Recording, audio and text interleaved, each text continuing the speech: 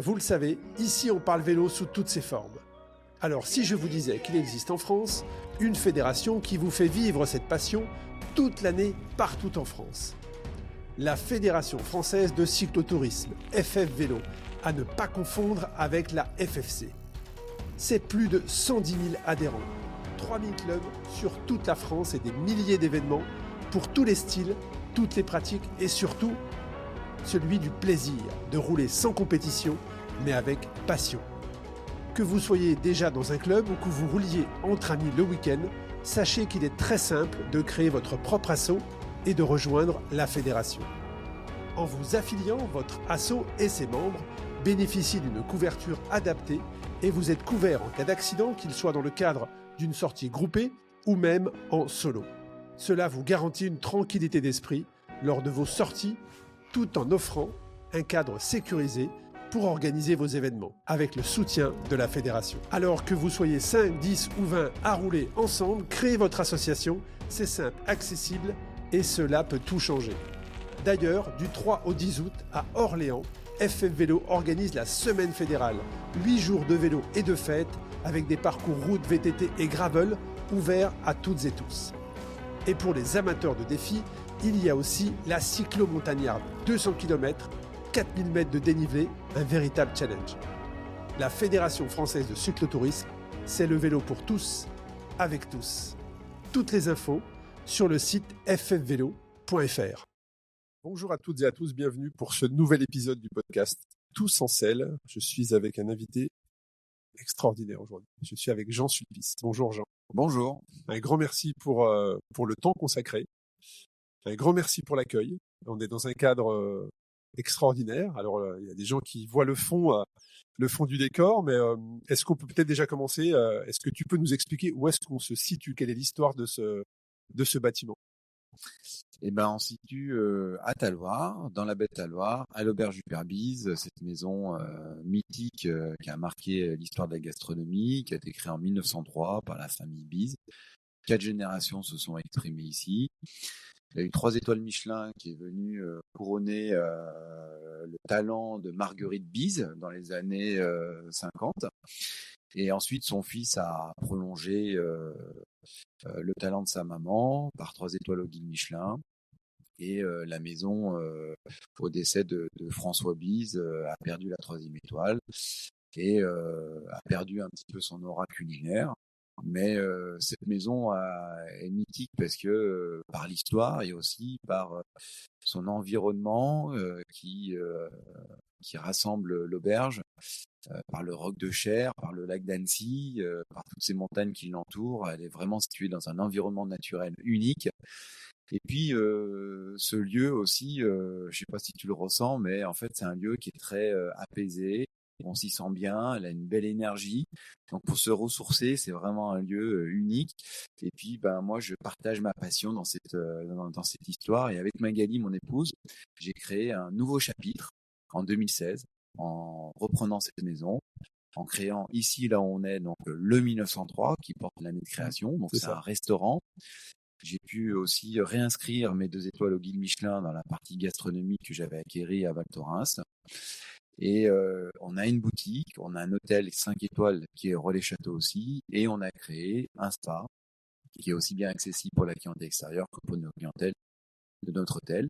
Et on a le Marius Bar. Le Marius Bar, donc c'est le bar de l'hôtel où on peut venir en vélo ou à pied ou en balade pour venir profiter de l'environnement et profiter d'un panier du jardin ou d'un café, d'un verre l'après-midi, venir flâner, apprécier cet environnement sans forcément venir à différents points de restauration.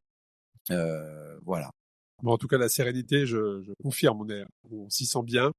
On a une vue qui est magnifique, donc tous les cyclistes qui sont sur le secteur, qui veulent faire une pause lors d'une ascension dans les Aravis qui sont pas très loin, ou le tour du lac tout simplement, puisque c'est sur la route, mais qui n'hésitent pas à s'arrêter.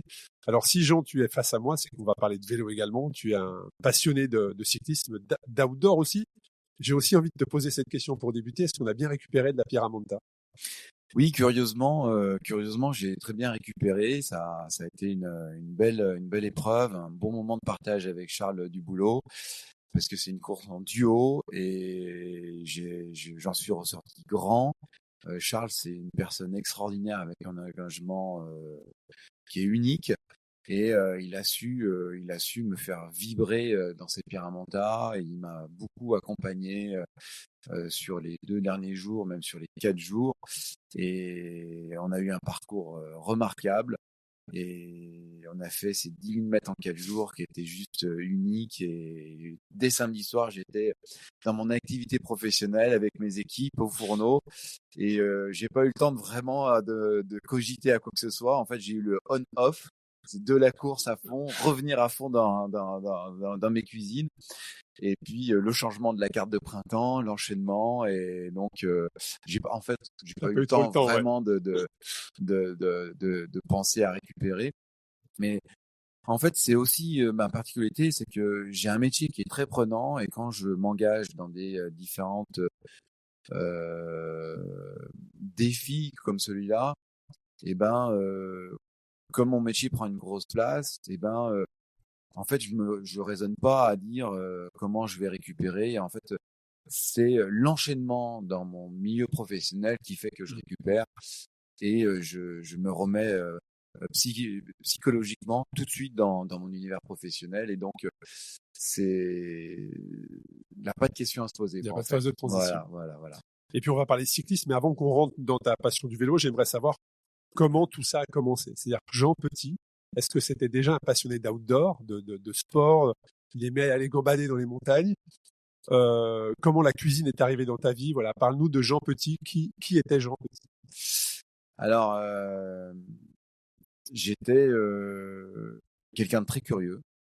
Et originaire de la région? Alors, je suis né à Aix-les-Bains. Et après, mes grands-parents tenaient un hôtel-restaurant, donc j'étais souvent dans leur jupon, pas pour travailler, mais pour m'amuser dans l'hôtel. Donc il y avait déjà cet univers de. Donc j'étais un petit peu infusé, dévergondé par cette ambiance d'hôtellerie-restauration. Et puis des parents entrepreneurs et on a vécu dans un tout petit village dans l'Épine. Et j'adorais moi aller monter sur le tracteur du voisin, d'aller faire des cabanes dans la grange avec le foin, partir dans la nature avec mon petit vélo, mais sans une seule ambition de vouloir faire de la compétition. Par contre, c'est mon frère qui a été vraiment certainement l'initiateur de me faire découvrir le sport. Mais lui, c'était vraiment le sport pour la compétition. C'était même, il est monté à un très haut niveau de sport sur le vélo sur piste. Et il en a fait sa carrière. Et malheureusement, il lui est arrivé un grave accident au championnat du monde de Bogota en 95. Quand j'ai commencé le métier, du reste. Et je pense que c'est Patrice qui m'a fait découvrir ce monde de vélo. Mais moi, c'est pas la compétition qui m'intéresse, c'est vraiment le plaisir du sport et le sport où c'est qui peut m'amener dans des environnements, d'apprendre à créer du dépassement de soi. Et un peu comme tu as dit tout à l'heure, c'est d'enlever de se mettre dans de l'inconfort en fait. C'est ça qui est intéressant, c'est aussi de créer des similitudes, des différentes entre mon métier et par exemple l'après-midi, des fois quand je finis mon service, j'ai les nerfs qui retombent. Et j'aurais presque envie de faire une sieste. Et en fait, je me bouscule pour dire, allez, je saute sur mon vélo et je vais faire un tour de vélo. Au début, c'est un peu difficile. Et puis d'un seul coup, pam, là, une espèce d'énergie qui arrive en toi et d'émerveillement et de dépollution. Et puis, un moindre d'arbre, j'en vois une inspiration pour ma cuisine, une saveur qui arrive, et j'en vois comme si c'était mon économa et je déroule comme ça et quand je rentre je saute sous la douche et je retourne dans mes cuisines et en fait ça me fait une coupure aussi pour ma journée en fait je crée de l'émerveillement perpétuellement avec pour mon corps et pour aussi mon côté créatif mental au quotidien grâce à une activité physique quoi. Tu as couvert beaucoup de sujets sur lesquels j'ai pris des notes et sur lesquels on va légèrement creuser, mais effectivement donc tu ouvres ton premier restaurant à 24 ans. Ouais. Est-ce que l'objectif pour toi était d'avoir des étoiles au guide Michelin? Est-ce que quand tu ouvres ce premier restaurant, tu as cette volonté d'être dans l'élite? Alors en Ou fait, est-ce que c'est arrivé au fur et à mesure? Est-ce c'est que très l'ambition est arrivée au intéressant fur ce et à que mesure? tu dis parce qu'en fait, donc Parce que tu as quand même aujourd'hui baigné dans cet environnement. aujourd'hui maintenant avec la maturité, beaucoup de gens pensent que je suis quelqu'un de compétiteur. Mais en fait, quand j'ai commencé le métier en 95, je suis allé en apprentissage dans une maison étoilée. J'ai rencontré une belle maison étoilée au Bourget-du-Lac et j'ai découvert qu'est-ce que c'était la gastronomie.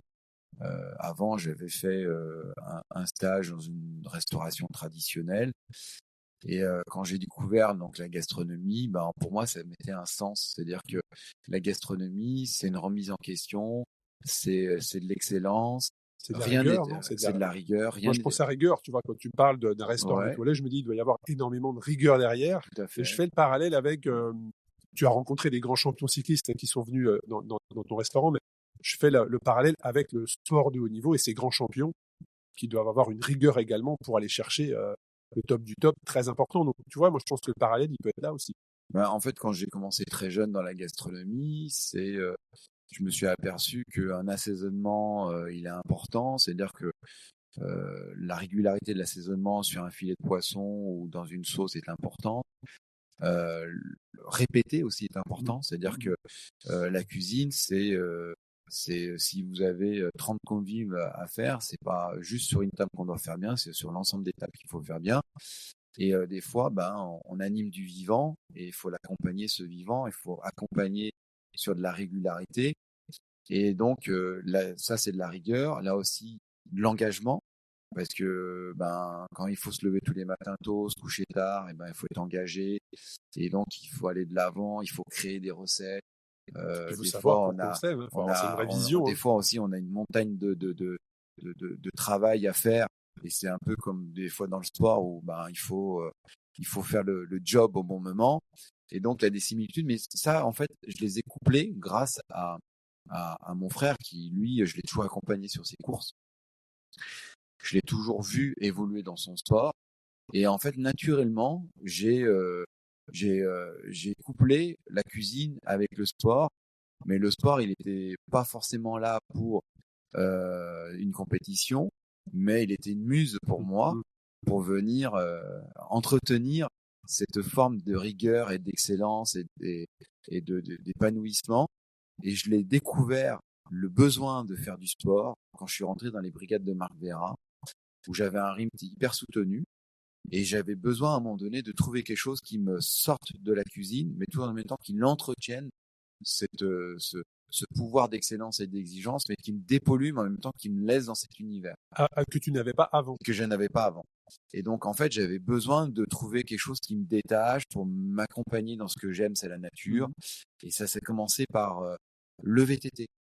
Et c'est le VTT, j'ai eu mon premier VTT, je suis parti à faire des grandes bombées en VTT, à traverser des ruisseaux, me retrouver dans des gros perriers, d'être là à tenir ton guidon et de voir que en fait c'était super, tu te sentais toujours vivant. Ouais, et quand je revenais dans ma cuisine ou avec la brigade, en fait j'étais émerveillé, je me sentais bien respiré, vivant, oxygéné. et mon regard était pas le même. Mon regard était beaucoup plus curieux et je créais la curiosité grâce à un détachement par le sport. Intéressant. Et après, j'ai pu faire, je me suis mis à un défi de vouloir faire le Mont Blanc avec un copain. Et donc, pour faire le Mont Blanc, il a fallu créer des entraînements, aller chercher d'autres sommets pour essayer de voir comment ton corps pouvait tenir sur une longueur, voir à l'altitude comment tu tiens.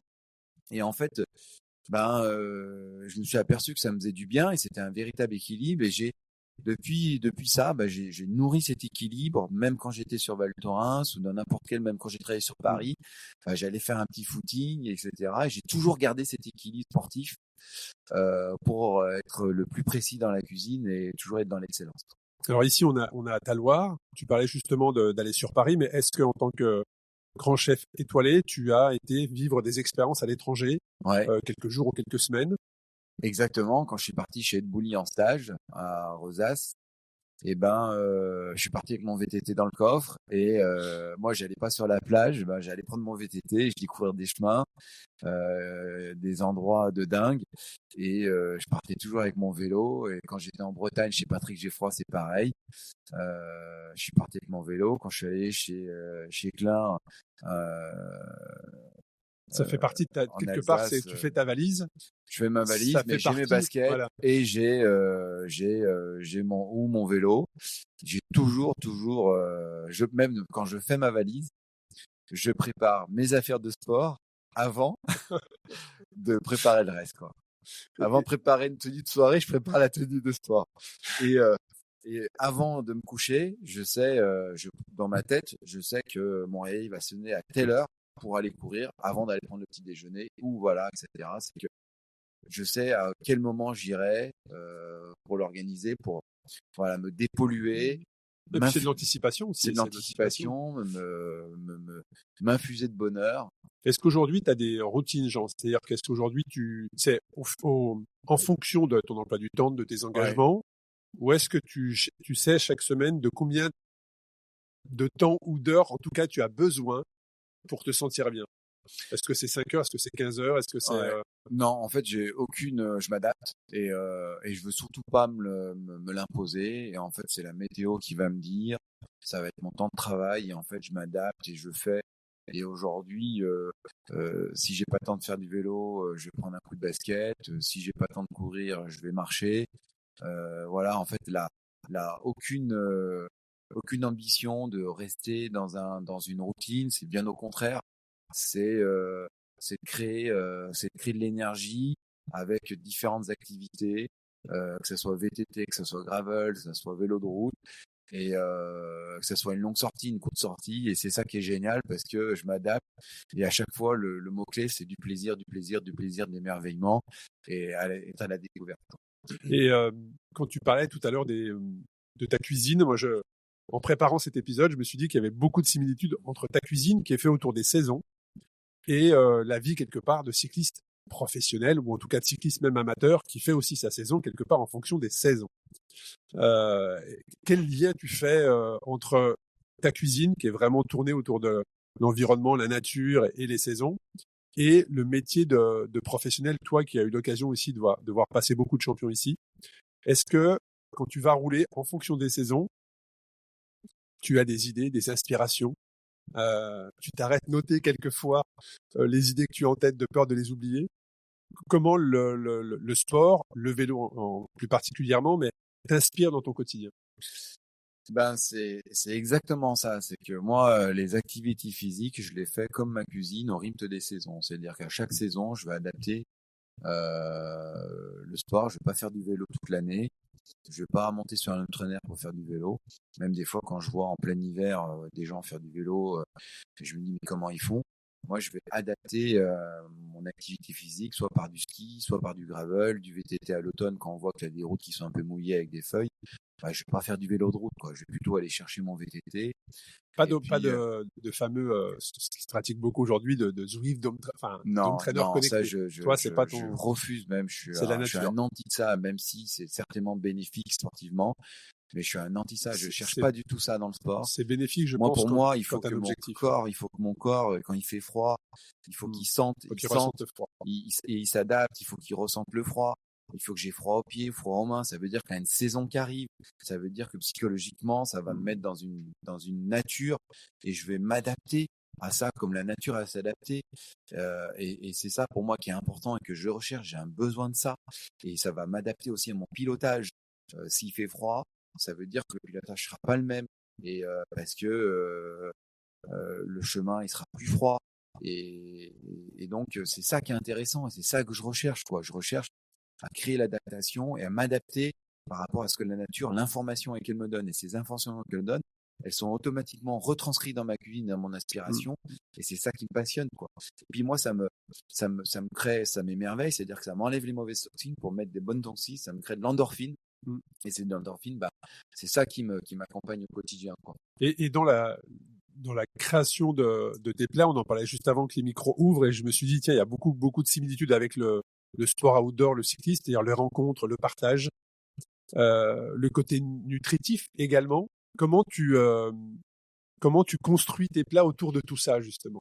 Le fait de Eh voir partager, de donner des émotions aux gens. je cherche justement dans ma cuisine, à travers mes activités sportives, je vais faire une cuisine qui est relativement pure, saine, où quand on la mange, je veux que ça accompagne l'énergie qu'on peut y mettre au quotidien. Donc, je cherche une cuisine qui est impactante, qui est remplie d'énergie et de saveurs, de l'inattendu aussi. Ce que j'aime, c'est créer de l'inattendu. La surprise. C'est de la surprise. Et à un moment donné, c'est ça aussi. À un moment donné, tu sors d'un virage en vélo, tac, tu vois un truc.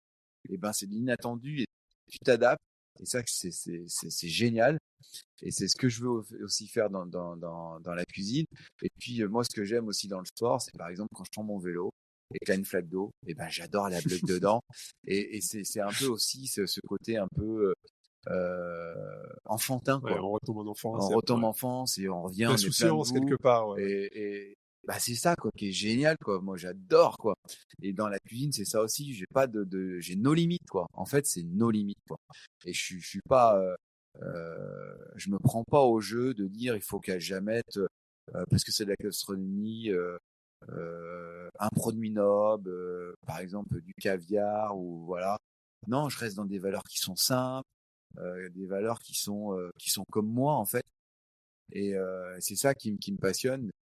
Et des fois, je vais voir une plante, par exemple, si je descends du col à la Forclaz par des chemins et que je vois du calaman, et je dis, ah, putain, bah, je m'arrête et je suis comme un dingue. Je la prends, je la sens, je la mets derrière moi, dans mon sac.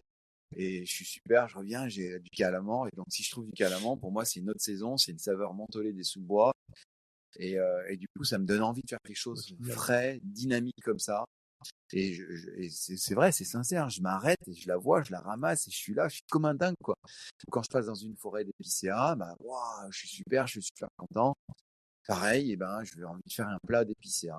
Voilà. Et quelles sont les similitudes, on va dire, dans le fait d'être dans l'élite, dans l'élite, oui, de la gastronomie, avec le cyclisme de haut niveau, selon toi? Quelle est la similitude? Est-ce que c'est l'exigence? Est-ce que c'est la répétition, comme peut le faire un cycliste de haut niveau, un cycliste professionnel, sa répétition dans les intervalles training? Il y a probablement, toi aussi, dans ton métier, pour être comme ça, chef étoilé, de la répétition dans les plats. Quelles sont, selon toi, les similitudes entre le cyclisme, amateur ou professionnel, hein, et la gastronomie, ou même ne serait-ce que les émotions que ça génère? Alors, pour moi, déjà, c'est l'anticipation. L'anticipation, elle est hyper importante. C'est-à-dire que moi, dans mon métier, si je ne crée pas d'anticipation, ben, derrière, tu subis. Tu subis l'arrivée du client, tu subis l'arrivée de ta marchandise. Moi, je suis là pour animer du vivant. C'est-à-dire que le vivant, c'est le produit, c'est le client qui est à table. Et moi, je suis dans le cœur de tout ça. Et j'anime ce vivant-là. Si tu crées pas l'anticipation, bah, du coup, tu peux pas accompagner ça comme il faut. Et je pense que dans le sport, c'est exactement pareil. L'anticipation, elle est primordiale. L'anticipation d'un virage quand tu veux prendre une courbe. L'anticipation de dire, bah, je fais un col. Bah, tu sais que ton col, il fait 25 km, et bah, tu vas y aller progressivement au début. Si tu t'alimentes pas comme il faut, ça s'appelle de l'anticipation. Bah, à un moment donné, tu vas choper une coup de fringale et donc du coup, bah, tu seras pas bon au bon moment. Et tu vas arriver en haut, bah, tu vas faire des zigzags et tu vas pas apprécier la montée de ton col. Si tu es trop habillé, et ben, tu vas créer de la surchauffe sur ton corps et du coup, bah, tu vas transpirer plus et du coup, tu vas faire de la suralimentation pour pouvoir combler ça et à la descente, tu auras froid. Voilà, il y a des multitudes de choses comme ça qui fait que j'adore, moi, ce que dans le sport, c'est qu'en fait, c'est exactement pareil, mais c'est des valeurs qui sont hyper simples et en fait, je nourris ça au quotidien et du coup, bah, ça me permet aussi de garder une expression dynamique, c'est-à-dire que moi, je gère une brigade et cette brigade, c'est moi le moteur de cette brigade. Et si je suis complètement éteint, je suis pas lucide, et que je suis pas pétillant, ben ma brigade, elle va s'inspirer à moi, elle va se comporter comme moi. Et moi, je veux que ma brigade, elle soit comme moi, elles sont remplies d'énergie, remplies d'émerveillement, remplies de curiosité, être aussi au flux de l'anticipation. et de l'émerveillement qu'on veut transmettre à nos clients. Donc tu veux créer de la surprise dans l'assiette, mais avec une énorme anticipation en amont. Et ça veut dire quoi, par exemple, quand tu travailles sur un projet, sur un plat, une assiette, c'est combien de temps, c'est pour la carte, dans combien de saisons ou dans combien de temps? Quel est le laps de temps entre tu as l'idée, donc il y a tout un travail qui doit être fait derrière, jusqu'au moment où tu sers cette assiette. Ou en tout cas, elle est à la carte. Bah déjà, donc c'est une création comme tu dis. Donc ça veut dire qu'une création, c'est une source d'inspiration qui est propre à la mienne. Et cette source d'inspiration, je la prends avec mon rythme au quotidien. Et donc, je me laisse nos limites dans l'inspiration. C'est-à-dire que mon garde-manger, bah c'est mon palais, c'est ma tête. Et donc, je crée de la curiosité pour assembler. Par exemple, là, avec mes équipes en pâtisserie, j'ai osé créer un dessert autour du fenouil. Donc, je pars du fenouil. Et ce fenouil, on veut rendre un dessert. C'est-à-dire qu'on ne veut pas faire un dessert au fenouil pour faire un dessert au fenouil. On veut dire j'ai fait un fenouil. On veut le rendre bon, on veut le rendre unique, on veut le rendre impactant, on veut le rendre inattendu. Et donc, on part de ce fenouil et on est venu l'accommoder. C'est-à-dire que la base première, c'est le fenouil. Et autour de ce fenouil, on est venu créer de l'harmonie autour pour faire en sorte que, bah oui, c'est un dessert, c'est super bon, quoi. Et là, tu pars de mon expérience, tu dis, j'ai mangé un dessert. Et tu dois t'en souvenir. L'objectif, c'est que quand tu fais ma table gastronomique, c'est que tu te souviennes toute ta vie de certains plats qui font que tu les mangeras nulle part ailleurs. C'est unique, quoi. Et donc, ce fenouil, qu'est-ce que j'ai fait? Je suis allé chercher des couleurs pour venir apporter de l'énergie et des couleurs qui sont avec la saisonnalité. Et donc, j'avais envie de mettre de la rhubarbe, parce que la rhubarbe, elle est rose. On a mis une rhubarbe confite, qui n'a pas la même texture que le fenouil, qui est beaucoup plus acide que le fenouil. Et le fait de la sucrer légèrement cette rhubarbe, on va apporter une sucrosité au dessert qui va rapporter du rassurement. Puis après, on a mis, il nous manquait un croustillant. Donc on a mis un croustillant d'un biscuit à l'anis.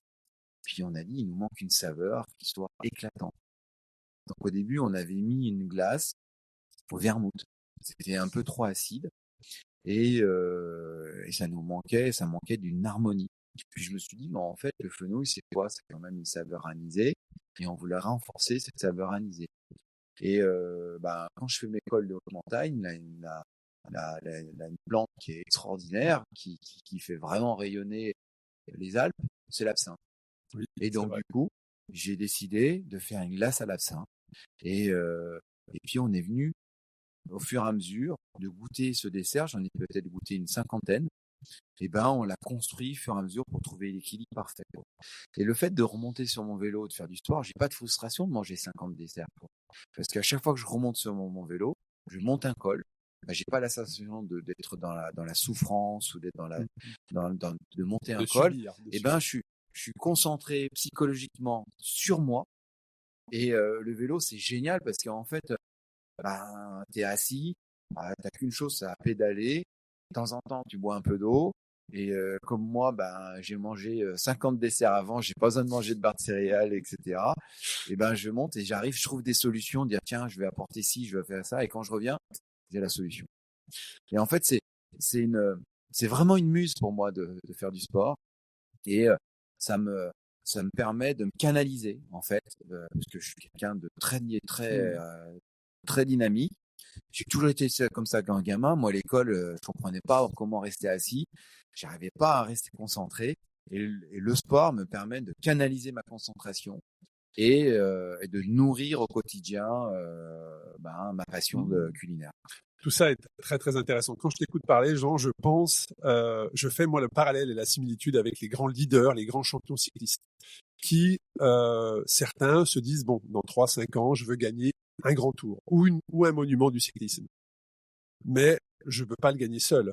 C'est-à-dire que moi, je peux avoir l'idée, la vision, mais il faut que je sois entouré d'une équipe. Donc, je vais recruter un tel, parce qu'il va faire le plat. Exactement. Je vais recruter un tel, parce qu'il va me faire les 2 premiers kilomètres. Ça sera uniquement son rôle. Aujourd'hui, il y a combien de personnes autour de toi qui t'accompagnent dans ta vision, justement? Ta brigade, quand tu parlais de ta brigade tout à l'heure, c'est combien de personnes autour de toi? L'auberge du Perbis, c'est 120 salariés, mais donc là, c'est pour l'ensemble des services. Mais vraiment, sur la partie culinaire, j'ai plus de 40 collaborateurs qui sont autour de moi. Et au fur et à mesure des années, je suis arrivé à à mettre des piliers autour de moi, comme mon chef pâtissier, comme un second en pâtisserie, comme mon chef de cuisine à la table gastronomique, comme un sous-chef aussi au restaurant gastronomique.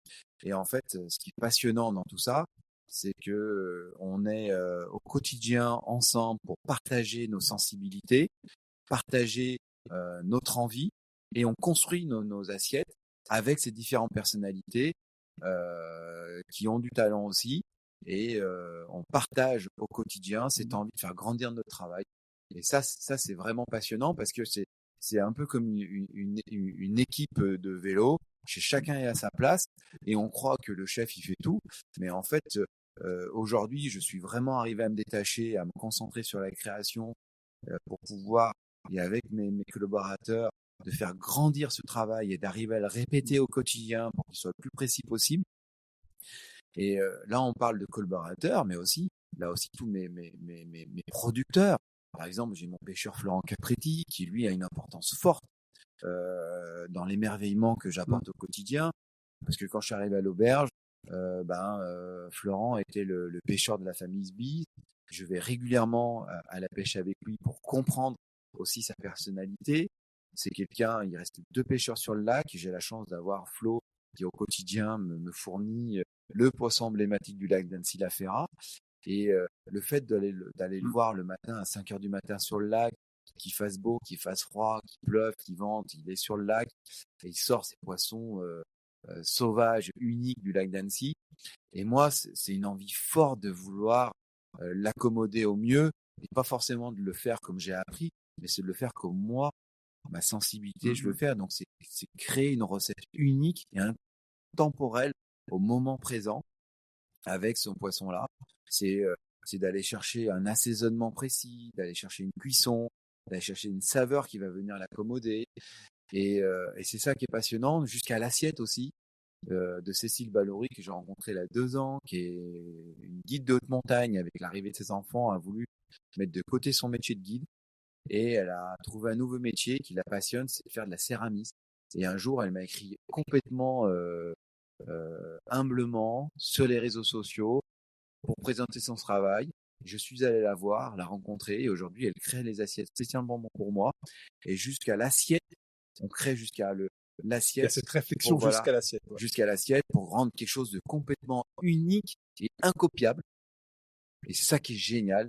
C'est ça qui rend l'expérience unique. Et c'est ça, moi, qui me passionne, c'est de dire que voilà, tout ce qu'on fait, c'est que c'est le fait parce qu'on est là. Et ça tient parce que voilà, je suis arrivé à construire et à mettre du monde autour de moi qui viennent pour ça. Et en même temps, ce qui est marrant, c'est que de ma productrice de plancherin, Caroline Joguet, à Cécile Ballory, à Florent Capretti, c'est tous des gens qui évoluent dans un environnement naturel et qui sont sportifs dans l'âme comme moi. Et c'est normal, je les rencontre à travers le sport, quoi. Et c'est ça qui est fabuleux, quoi. Alors que quand les gens m'observent, ils disent, mais attendez, vous n'êtes pas le chef. Moi, ça m'arrive, je vais voir à table, les gens me disent, mais vous êtes le chef? Bah oui, ils me regardent. Moi, en fait, on ne sait pas comment on est, nous. Ils me disent, mais qu'est-ce que vous faites? Vous mangez pas votre cuisine? Bah si, je la mange certainement plus que les autres même. Vous pouvez demander à mes équipes, je suis toujours en train de grignoter à droite à gauche, je suis à fond.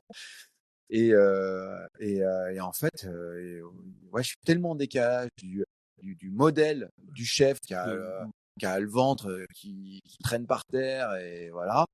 Mais voilà, quoi. Mais du coup, il y a beaucoup de inconsciemment, je m'entoure, voilà, que des producteurs qui sont comme moi. Caroline Joguet, j'ai fait la pierre montée avec elle. Cécile Ballory aussi. Ça permet, le sport permet de partager des émotions qui créent des liens. Florent Perrier. C'est le Beaufort, je fais un Beaufort de Florent Perrier. Il est champion du monde de ski alpiniste. Et c'est génial. Et lui, toute sa vie, quand on discute avec lui, il était le responsable de la coopérative de Beaufort. Et à côté de ça, il courait avec Kylian Jornet, quoi. Et il a toujours fait un métier de haut niveau et un sport de haut niveau à côté. Et on peut coupler les deux, quoi. Ça marche, quoi. Et je crois même savoir qu'il y a un sommelier, qui a été professionnel dans l'équipe. Exactement. Qui a fait une reconversion, Clément Chevrier, qui a fait une conversion. Je l'ai rencontré quand il était chez Agezer, coéquipier de Romain Romain Bardet. Bardet. Et il est venu. Et aujourd'hui, je suis fier de lui parce que il a passé une petite année chez nous. Et ensuite, aujourd'hui, il a ouvert plusieurs business dans le vin. Il est passionné dans le vin et il continue aussi à exercer du vélo. Et donc, c'est comme quoi, c'est encore dans le regard des gens, c'est encore pas commun de faire du sport. Et moi, je me souviens, quand j'ai commencé le métier, même on n'osait pas dire de faire du sport. Parce que si Pourquoi tu faisais du on sport, n'était pas performant, non, on n'était pas crédible ou sérieux? excusez-moi, je vais pas dire un mot joli, mais en fait, si tu avais le temps de faire du sport, Ah. c'est que tu étais un branleur. Est-ce que c'est pas culturel, ça aussi? C'est parce que en fait, tu travaillais pas. Et avant, tu te cachais de faire du sport. Parce que si tu faisais du sport, ça veut dire que tu travaillais pas. Ouais. Voilà. Mais aujourd'hui, moi, je travaille, hein, et je fais pas mes 8 heures par jour, j'en fais beaucoup plus. Mais à côté, l'équilibre du sport, pour moi, elle est essentielle. C'est bien manger. Pour moi, c'est l'émerveillement. Pour moi, c'est l'équilibre du sport, l'équilibre d'une bonne assiette. C'est aussi le travail. Et tout ça, c'est pour moi, c'est vraiment nourrir cet émerveillement, c'est l'équilibre au quotidien. Il y a beaucoup de similitudes. Hein. Je vois comment tu décris ton équipe. Moi, forcément, je fais le lien avec le exemple, cyclisme. Des fois, il y a plein de gens qui me disent, c'est quoi ton programme d'entraînement, quoi. Mais jamais de la vie, j'ai un programme d'entraînement quand j'ai fait l'étape du Tour, etc. Et je peux pas avoir un programme d'entraînement avec ça serait au détriment de mon travail. Oui, là, c'est sûr. Et au détriment de ma famille. Et en fait, l'objectif, c'est pas de venir complètement nibulé sur un objectif, et je le fais naturellement. Et je l'adapte naturellement avec, et c'est ça que je recherche quand j'ai décidé de faire les 7 majeurs. Ben, je l'avais fait en 2 fois, je voulais le faire en 1 fois. Et du coup, ben, naturellement, je me suis mis à faire du long et puis du court, et j'ai baissé mon intensité d'entraînement. Je l'ai fait différemment et j'ai trouvé un émerveillement. J'ai dit, bah, tiens, je vais faire pas le tour du lac d'Annecy, mais je vais faire le tour des 2 lacs. Et puis maintenant, j'ai vu que j'ai fait le tour des lacs, j'ai envie de faire peut-être le tour des 3 lacs, puis peut-être je ferai le tour des 4 lacs. Mais voilà, et en fait, tu te mets des mini comme ça objectifs, Mais sans pression. sans Que du pression, plaisir. et tu te dis, mais c'est génial, en fait, tu peux le faire. Et tu y trouves, tu t'arrêtes dans une boulangerie où tu rencontres quelque chose, tu vois mais c'est Et fabuleux, puis, il tu doit y fais avoir un de la col. curiosité en plus, Parce que forcément. quand tu fais un col à 200 à l'heure, tu vois pas forcément les mêmes Non, choses. c'est sûr. Et c'est top, quoi. C'est top, quoi. Tu vois pas les mêmes choses, tu fais Non. pas les mêmes rencontres. Puis tu Moi, pars avec une frontale, tu reviens avec la frontale. Ouais, c'est génial, c'est autre quoi. chose, c'est un autre axe. Tu as des effectivement. parfums que tu sens pas d'habitude. Tu sens même des températures sur ton corps, parce que l'après-midi il fait très chaud, le matin il fait froid. Mais c'est génial. Et ce choc thermique, je le recherche aussi, moi, dans ma cuisine.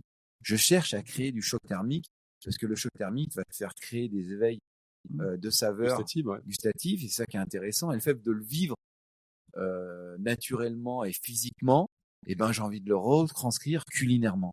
Tout ça, je trouve ça passionnant, mais est-ce que avoir 1 étoile, 2 étoiles au guide Michelin, c'est pas un peu comme remporter le Tour de France ou une étape du Tour de France? C'est quoi les émotions? Comment est-ce qu'on pourrait comparer les émotions de cette nouvelle, de cette réussite professionnelle avec ces grands champions qui font du vélo? Toi, comment tu as pris en fait, le fait d'être dans... Parce qu'on va la chercher, son étoile, elle arrive pas par hasard. Tu vois ce que je veux dire? On met les choses en place pour espérer y arriver. Un peu comme un professionnel dont on parlait tout à l'heure, qui a l'objectif de se dire, moi, je veux gagner un monument ou un tour dans 3-5 ans. Il va mettre en place des choses pour y arriver. Quelles ont été les émotions qui t'ont envahi quand ça y est? En fait, c'est ça. Donc, en fait, ça se construit. En fait, moi, c'est l'inverse. C'est-à-dire que le sport, je le fais pour me dépolluer, pas pour aller chercher de la compète. Et la cuisine, par contre, là... Alors que des grands sportifs, là, la flamme du fourneau, elle est active. Et là, tout est au cordon, il n'y a rien qui dépasse. Et là, la compète, elle est là. Là, c'est les étoiles. Les étoiles, elles tombent pas du ciel toutes seules. Les étoiles, c'est il faut appliquer, il faut répéter, il faut y mettre de l'intensité, il faut construire une équipe autour de soi. Il faut... Puis au quotidien. Il faut aussi former cette équipe pour qu'elle soit dans cette quête aussi de performance. Mais on est aussi dans une forme de plaisir. Et donc, on n'est pas là pour que le client il sente qu'on est là pour créer une, euh, une intensité de travail forte. Donc en fait, il faut mettre des choses en place pour que les choses se font, de rendre les choses à l'évidence. Donc là, une formation qui est très importante des équipes, parce qu'on est sur un métier d'accueil, de plaisir, d'émerveillement, un métier de passion. Et donc, il faut remplir toutes ces cases. Et on n'est pas là pour se battre pour quelqu'un. On n'est pas là pour aller chercher une ligne.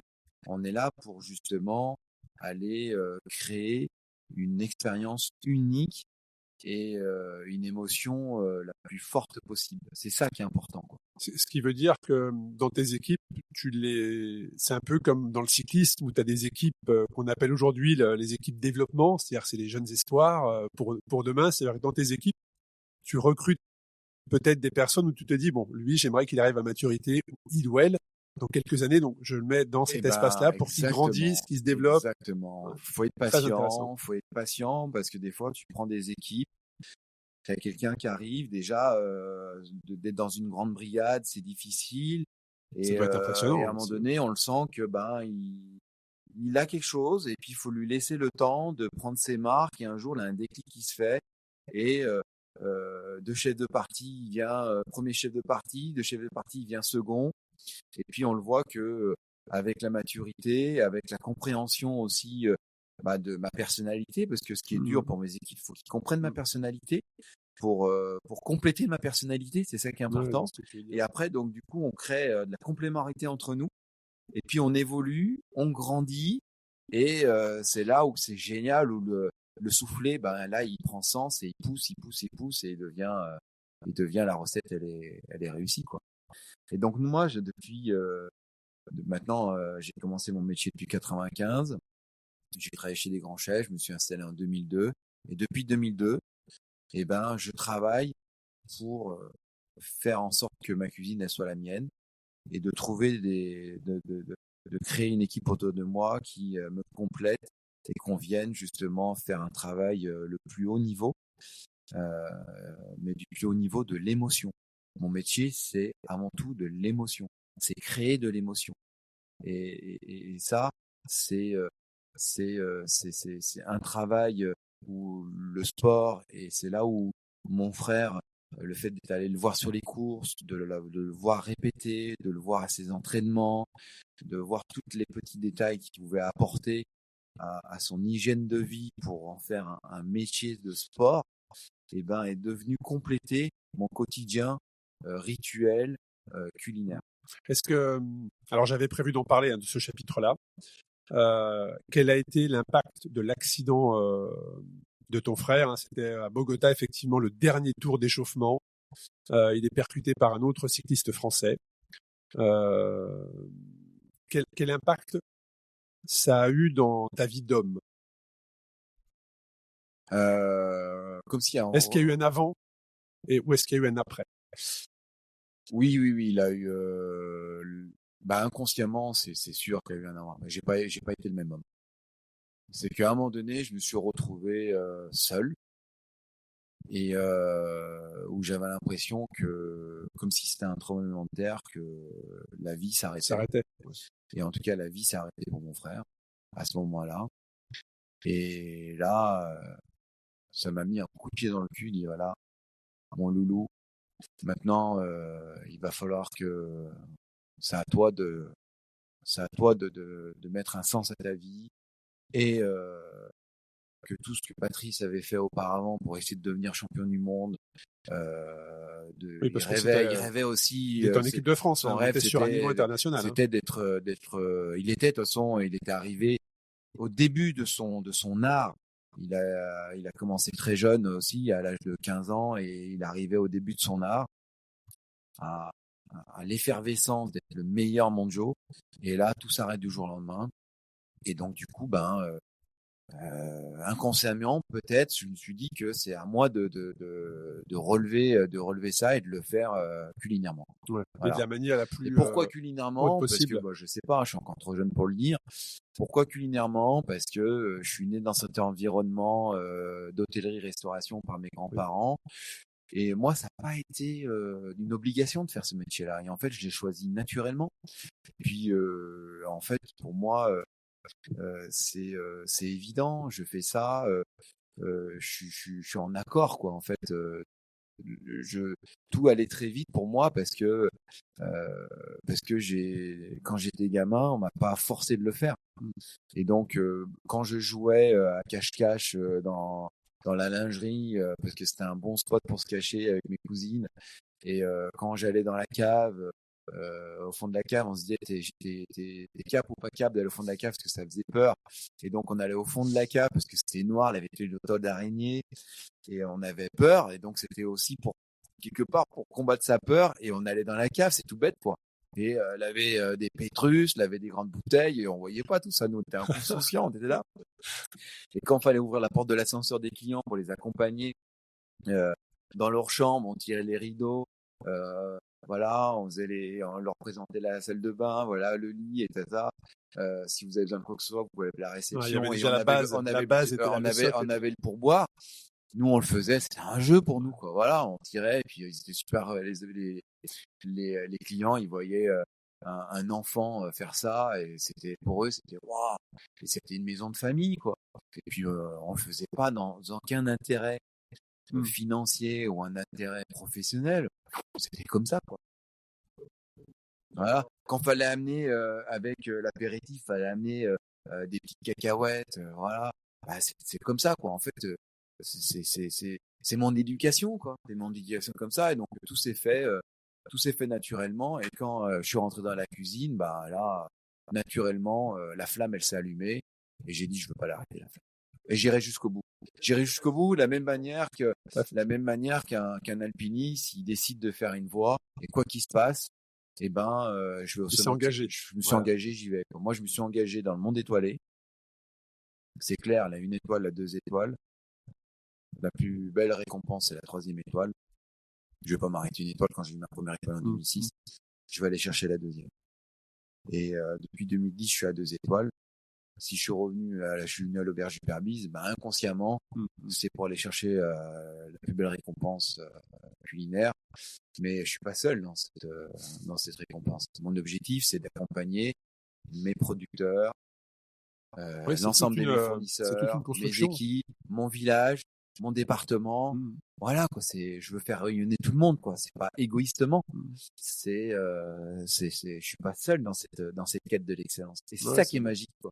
Et justement, tu parlais du métier que tu avais commencé en 95, et comme dans le cyclisme, en 95, quand on voit les vélos des années 95 et qu'on voit les vélos d'aujourd'hui et l'évolution des datas, tout ce qui a été bouleversé, comment tu as vu la cuisine gastronomique évoluer? Est-ce qu'elle a été aussi vite que le cyclisme? Est-ce que non, tu as quand même des bases et des repères qui peuvent pas bouger? Parle-nous de cette évolution de la gastronomie française. Alors, l'évolution qu'a vraiment eu, c'est déjà le travail sur l'humain. Ça veut dire que avant, on était le travail, et travailler dans une brigade de cuisine. Moi, j'ai commencé en 95. L'humain n'était pas la recette principale. N'était pas un élément, en tout cas, dans la réflexion. Le client, et le client, à n'importe quelle heure il venait, on le servait, etc. Même si les équipes travaillaient jour et nuit, quoi. Et donc du coup, c'est vrai que j'ai travaillé dans cet environnement-là. Et moi, au fur et à mesure des années, je me suis aperçu que que je voulais que le client lui donne le meilleur, il faut que mes équipes elles soient aussi bien dans leur peau, quoi. Donc on a fait que de travailler pour essayer de créer un rythme de travail de plus en plus fluide, sensé et honorable. Et après, alors là on n'est que sur de l'humain, mais on anime le vivant. Et donc ça fait partie aussi de la bonne recette de l'expérience, pour qu'on puisse faire une cuisine régulière et impactante et unique. Et puis après, moi, j'ai découvert la cuisine classique. On mettait du beurre et de la crème. Comme disait Bocuse, on met autant de beurre que de crème.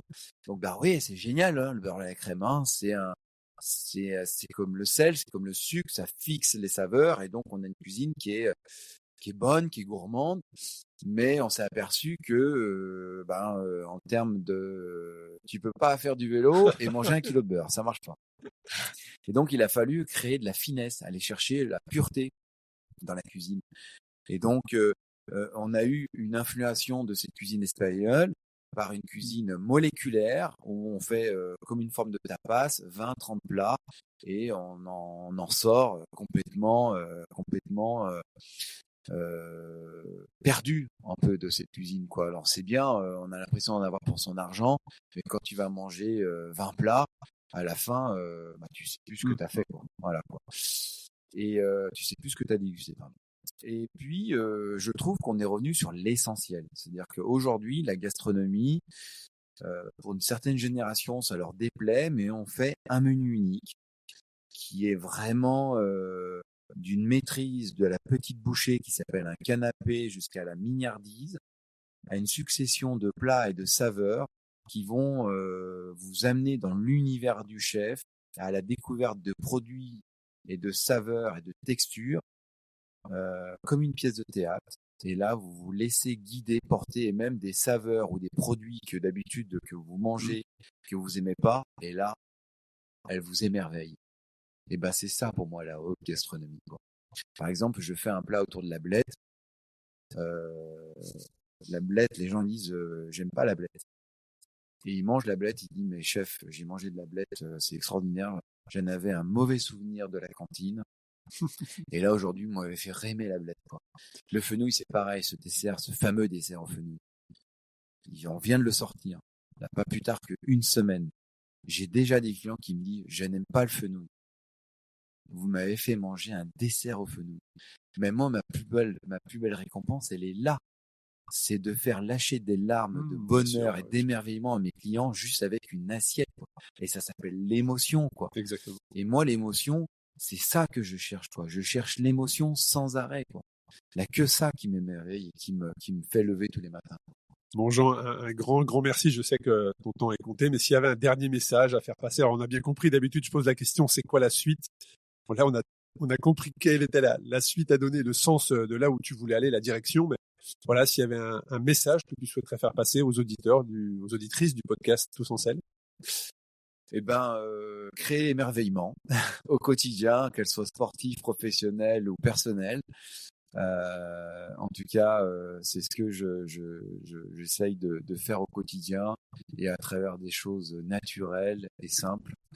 Et pour l'instant, c'est une recette qui me convient et que j'ai envie de continuer à perpétuer. En tout cas, merci d'être venu vous intéresser à mon univers, à ma personnalité, à mon engagement. En tout cas, voilà, c'est toujours du plaisir de partager sa passion et vous avez su bien le faire. Donc, un grand merci. Merci beaucoup pour merci votre temps Jean. également. Merci Jean pour ton temps. Merci également au podcast Tous en Selle qui me permet de vivre ces moments-là. C'est exactement pour ce quoi je fais du podcast. Mais donc c'était un bon moment. En tout cas, j'ai pris beaucoup de plaisir à écouter l'histoire, à écouter le parcours, à écouter la vision aussi, l'état d'esprit. Tout ça est très intéressant. Il y a beaucoup de similitudes. J'en avais une petite idée, mais j'en suis convaincu, entre le sport de haut niveau et la cuisine gastronomique. Voilà. Et donc le prochain défi, c'est qu'on se fasse un tour de vélo ensemble. Ah bah avec grand plaisir. J'ai pas amené mon vélo malheureusement, mais avec grand plaisir. Le cadre en tout cas s'y prête parfaitement. Merci beaucoup Jean. Merci. Ou sinon le prochain défi, c'est de faire un podcast sur le vélo. Ah, ça peut être intéressant. Parce que ce qui serait intéressant, je pense, parce que les émotions au fur et à mesure de l'évolution, ce serait de vraiment qu'on se mette un micro, des oreillettes. Et alors moi, quand je fais du sport, j'ai pas de musique, j'ai rien. Je suis vraiment connecté à la nature. Même montre et tout, pas de capteur de puissance, rien du tout. Mais peut-être que ce serait intéressant de faire un podcast vraiment quand on est en pleine activité comme ça et d'échanger sportivement. C'est noté, je note. Sébastien, si tu nous écoutes, je sais que Sébastien derrière le micro, il écoute cet épisode, c'est lui qui gère un peu le podcast, c'est Sébastien, Antoine. Notez cette idée, elle est très très bonne. On met une GoPro sur la tête. Et puis on y va, je sais pas, mais ça peut être une idée. Parce que ça, je t'ai dit que moi, rester assis, c'est difficile pour moi. Je suis meilleur quand je suis en activité, en fait. Non, mais c'est vrai. Je suis beaucoup meilleur quand je suis en activité que quand je suis posé. Je suis meilleur quand je suis dans le feu de l'action. Allez, rendez-vous. C'est ça qui me botte dans le feu d'action. La cuisine, c'est un service au déjeuner, un service du soir. Et le coup de feu du service, c'est vraiment quelque chose qui me passionne. Génial. Saison 2, Jean Sulpice sur le vélo et on partage ça. Yes! Sur le vélo. Un grand merci en tout cas. Bonne journée. À bientôt. Je m'occupe du ravito.